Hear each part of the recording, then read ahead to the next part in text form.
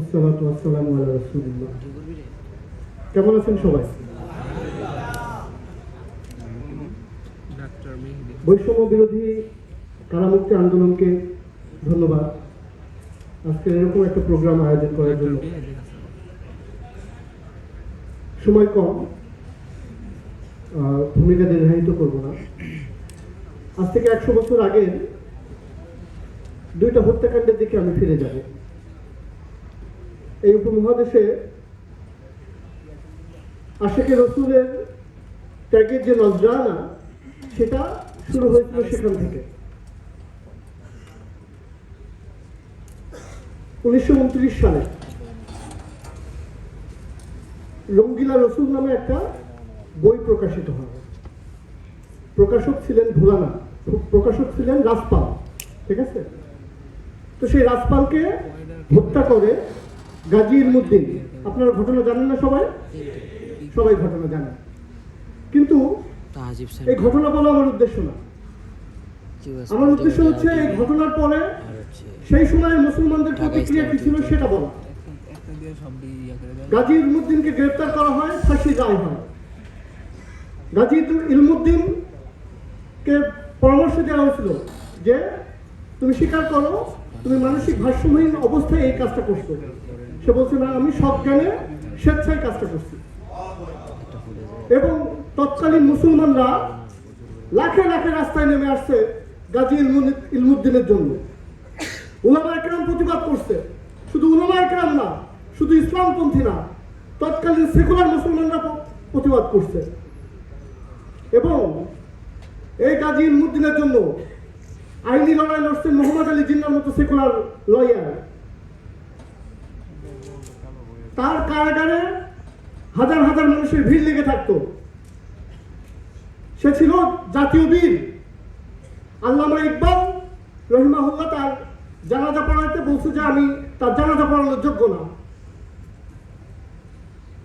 এর পরের বছর ভোলানাথ নামক এক বদমাস আল্লাহ রসুলের ব্যঙ্গচিত্র অঙ্কন করে।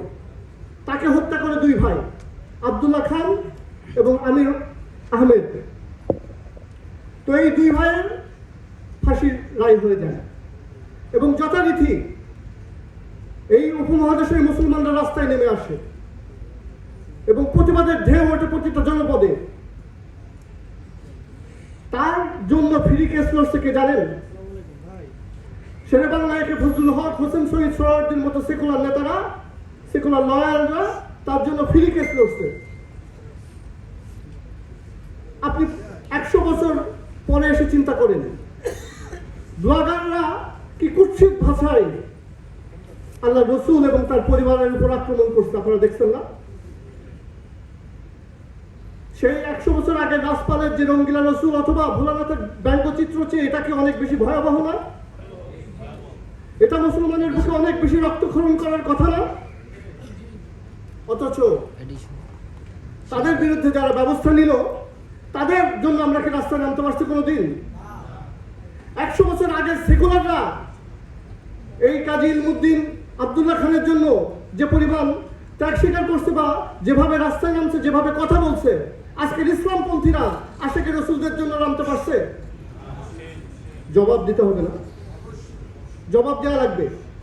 এক সময় সেকুলাররা যেটা করতে পারছে, আজকে সেকুলার তো দূরে থাক, আজকে ইসলামিক রাজনৈতিক দলগুলো তাদেরকে পারলে জঙ্গি বলে ফাঁসির শুলে চড়ায় দেয়। ইভেন আমরা যারা নিজেদেরকে ইসলামপন্থী বলি, নিজেদেরকে তাওহীদবাদী বলি, আমরা পর্যন্ত তাদের যে হক আমাদের উপর ছিল সেই হক আমরা আদায় করতে পারি নাই। 100 বছর আগে মুসলমানদের যে অবস্থা ছিল, আজকে আমরা বলি মুসলমানদের জাগরণ হচ্ছে। আসলে কি হচ্ছে? আমরা এই আশিকে রসুলদের, তাদের তো একটা দুনিয়াবি মুআমালাত হয়ে গেছে, তাদের ফাঁসির রায় হয়ে গেছে, অনেকের মৃত্যু কারাদণ্ড হয়ে গেছে। তো তাদের সাথে আল্লাহর যে রিশতা ছিল সেটা হয়ে গেছে। কিন্তু অ্যাজ এ মুসলিম আমার উপর যে দায়িত্ব, সে দায়িত্ব আমরা কি পালন করতে পারছি কিনা আমাদের কিন্তু জবাব দিতে হবে। সাইমন 5ই আগস্টের পরে একটা খোলা চিঠি লিখছে উম্মার উদ্দেশ্যে, আপনারা জানেন কিনা? সেই খোলা চিঠিতে বলছে সে নির্দোষ। এবং তাকে কিভাবে জুলুম নির্যাতন করে তার বাপকে ধরে এনে 164 নেওয়া হয়েছে সেটা বলছে।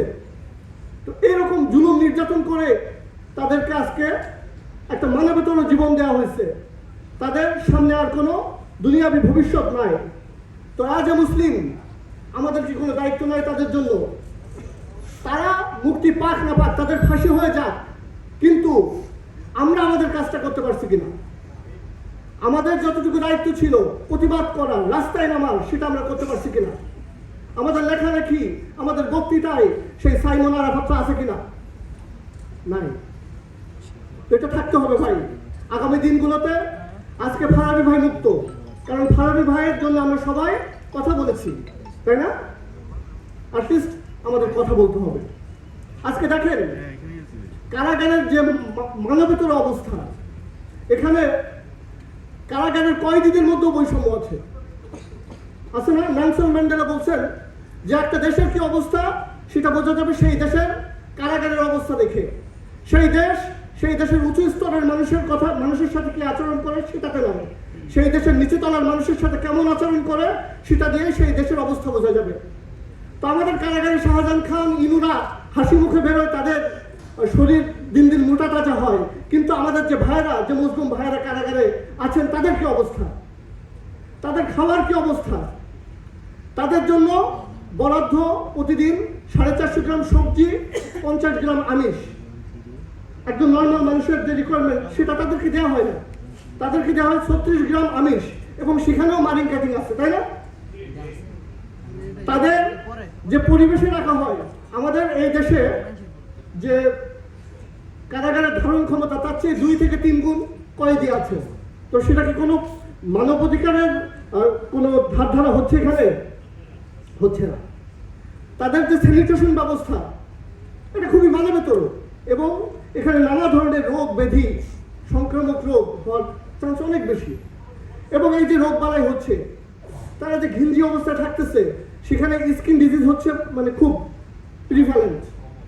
তো এই স্কিন ডিজিজ এবং বিভিন্ন ধরনের, এবং যারা ক্রনিক ব্যাধিতে ভুগতেছেন, যাদের হাইপারটেনশন আছে, ডায়াবেটিস আছে, তাদের যে চিকিৎসাগুলো লাগে, ফলো আপ লাগে, সেগুলোর করার কোনো ব্যবস্থা নেই। আমাদের যে 68টা কারাগার, সেখানের জন্য ডাক্তারের ব্যবস্থা আছে, ডাক্তারের পদ আছে প্রায় 150। কতজন ডাক্তার আছে আপনারা জানেন? লাস্ট আমি এই 5-6 বছরের ডেটা দেখলাম, সেখানে সর্বোচ্চ ছিল 2019 সালে 23 জন, গত বছর ছিল 10 জন। এবছর কয়জন জানেন? আমি এপ্রিলের একটা রিপোর্ট দেখলাম, এবছর 2 জন। তার মানে কারাগারে যে ডাক্তারদের নিয়োগ দেয় তারা থাকতেও চায় না, এবং কারা কর্তৃপক্ষের এ বিষয়ে কোনো সদিচ্ছাও নাই।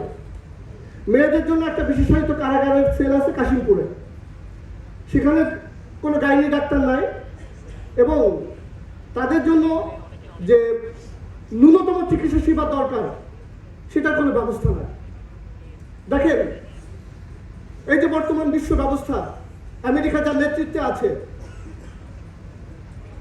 1949 সালে জেনেভা কনভেনশনে কারাবন্দীদের জন্য বিভিন্ন আইন কানুন তৈরি করা হয়। সেই আইন কানুনের একটাও কিন্তু মানা হয় না।